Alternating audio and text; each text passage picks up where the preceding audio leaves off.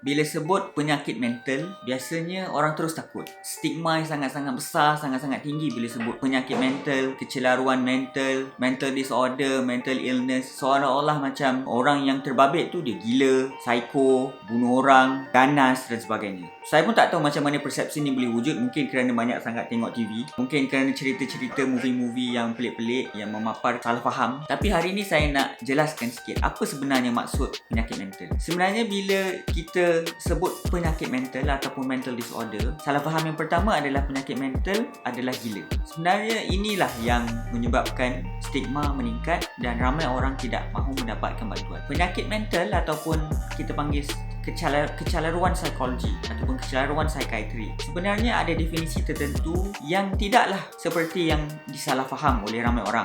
Dia ada beberapa ciri-ciri lah yang boleh dikategorikan sebagai penyakit mental. Pertama adalah ciri-ciri atau simptom yang ditunjukkan adalah abnormal. Abnormal bermaksud dia sedikit berlainan daripada apa yang majoriti manusia buat. Dia boleh jadi waktu tidur yang lebih panjang atau susah nak tidur. Dia boleh jadi selera makan yang berlebihan atau terkurang. Dia boleh jadi mood yang sentiasa sedih atau mood yang naik turun tak menentu. Jadi dia berbeza daripada kebanyakan orang. Itu ciri yang pertama. Ciri yang kedua adalah kefungsian harian seseorang tu dia terganggu. Contoh benda-benda macam basic daily life. Nak bangun pagi, nak jumpa orang, nak pergi kelas, nak pergi kerja, nak jumpa bos, nak bersosial, nak cakap depan orang ramai, nak buat kerja-kerja asas kehidupan, nak makan, nak mandi, nak solat, benda-benda yang asas, ibadah wajib. Benda-benda tersebut sangat-sangat terganggu secara signifikan apabila seseorang tu dia ada masalah kecelaruan psikologi. Dan biasanya benda ni dia berpanjangan. Dia bukannya boleh hilang macam tu saja.